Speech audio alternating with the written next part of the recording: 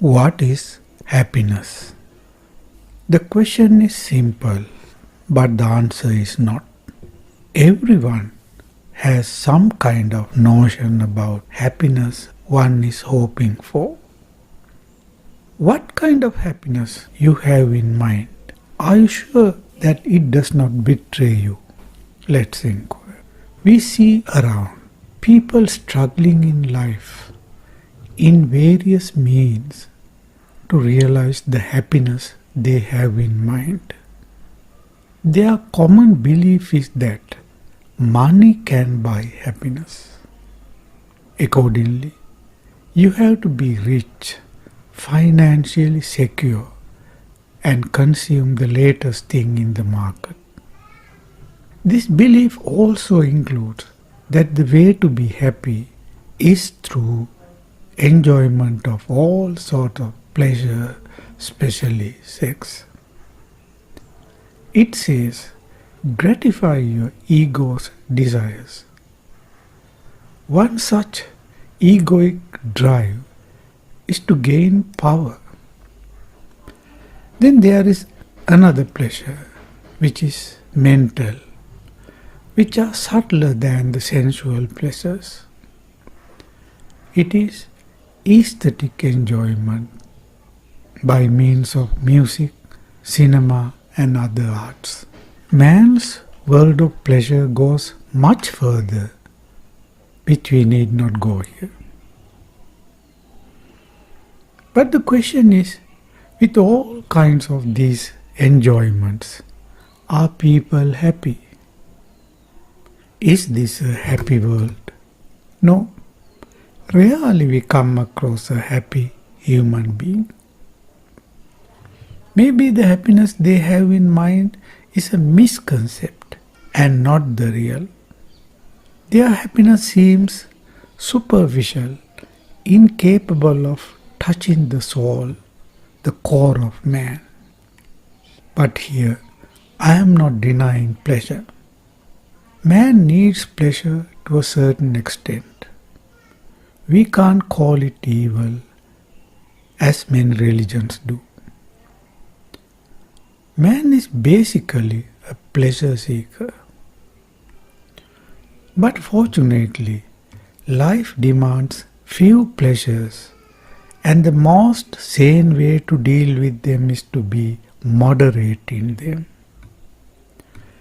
As long as one is not causing damage to one's well-being and others in the society, it's one's private affair. Pleasure is not wrong, but indulgence is. What is indulgence? If one pursues pleasure with the motive of hoping for ultimate gratification or ultimate life fulfillment, then it is obviously indulgence. Do you see the point? Pleasure is problematic. Why? First of all, you cannot ground life on it. It is like standing on a heap of sand which slips under the feet. Secondly, pleasure has a strong relation with sorrow. Have you observed that the more you indulge in pleasure, the more you tend to suffer? This is because they are mutually related, like the two sides of the same coin. You cannot have one and reject the other. The sensitivity you develop to pleasure through experiencing it more and more is also sensitive to suffering. Another reason is that pleasure leads to frustration. The more pleasure means more frustration, more inner restlessness. Getting caught to pleasure seeking is like getting caught to an ever-widening vicious circle where the chain reaction is craving producing frustration, frustration driving for gratification, and then being gratified, again giving rise to have it more and more, and so on. In this tempting cycle, you become a slave to it. Therefore, pleasure is not the way to happiness. It is obvious that pleasure dulls the mind. That is why pleasure seekers are not generally happy in life. I also want to understand the craving for achieving power over others. Man, being ambitious by his biological nature, wants to achieve power, and he enjoys dominating and exploiting the weak for his own benefit. The problem with power is that it corrupts man. Obviously, it is not the way to happiness. We are here investigating the nature of happiness. We saw that the kind of happiness people are pursuing is illusionary. It is fleeting and you cannot rely on it. Then, what is left? Is there a happiness different from what we have in mind? All forms of happiness, we know, are mental. It is obvious. It is a product of thought, including emotions. For example, my thought desires something and I happen to get it. Naturally, my thought is happy. But the problem, the happiness that thought brings, is here today and gone tomorrow. It is not reliable. You cannot grasp it. So ultimately we come to realize happiness that mind produces is elusive. Then are we doomed to be unhappy throughout life? Is there no happiness in life? Fortunately, there seems to be a beacon of light. We do occasionally experience a happiness which is not of mind. Perhaps you must have come upon such a happiness while taking a lonely walk on a beach in an evening. It comes uninvited from nowhere. Because of our ignorance of it, we often neglect it by coming back to the world of thoughts we are used to. We do not know the state of pure being. We are so much addicted to mind and we depend on it psychologically. Break the spell of mind and you will awaken into a state of no thought, no mind, no becoming. I am not talking of an empty state of mind, but in your search for the deep essence within, you have to empty the mind with all its wandering thoughts, images, likes and dislikes. If you can stay in that emptiness thoroughly with no motive whatsoever, then in that emptiness something positive begins to reveal itself. It is completely an untouched and unspoiled dimension of freedom. That dimension is luminous, and once open, the opening goes on opening beyond and beyond infinitely. How can you discover it? Here the question arises, how to end suffering? Can we end suffering by struggling against it, by suppressing it, or by practicing some kind of self-discipline? No, we can't end suffering through the effort of mind. Then will evolution bring end to suffering one day.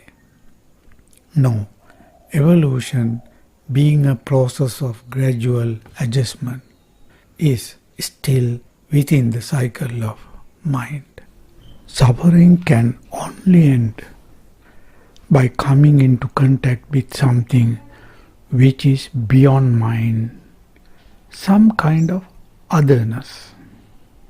Something more powerful than suffering needs to be present to dispel suffering. May I call it the light of pure consciousness? The name is not important, and you can give whatever name you like. If there was no such a light capable of dispelling suffering, all our endeavors to end suffering and all our talking of freedom from suffering will be useless. Through this opening of the light of pure consciousness, a new energy floods into your being, which awakes you to a new consciousness completely free of suffering, a dimension where you feel fully alive, vibrating with a new kind of energy. What happens when a person discovers that light within? First and foremost, he loses the faith he had given to his mind with its images, concepts, speculations. He awakens beyond mind. As a result of that realization, all given values to the things of the mind as well as things of the world fade away. Now he does not identify himself with the things of the mind or with his own ego. Out of this realization, a deep sense of detachment arises towards life and the world. In that state of detachment, he may find a happiness which is quite different from the happiness he had in mind. There is a certain sutra in Buddhism which reports a dialogue between a seeker and a bhikkhu. The seeker asks the bhikkhu, "Are you sad?" To which he replies, "No, what have I lost to be sad?" Then the seeker goes on asking, "Then, are you happy?" The reply comes, "No, what I have gained to be happy." What is that kind of happiness? In worldly terms, it seems neither happiness nor sorrow. It is a state of consciousness which transcends both sorrow and so-called happiness. Let me call it pure joy for a moment. Suffice to know in short that there exists such a luminous pure light beyond mind, and it can be discovered by any sane human being. But elaborating it is unnecessary because it would be misleading. Then the listener tends to imagine a false nirvana according to his own idiosyncrasy and fall into another round of chasing illusion. All what one can do is to look within, not grasping the mind as mine, with the understanding that there is no essence in mind and its thoughts, and letting the mind dissolve into boundless universe.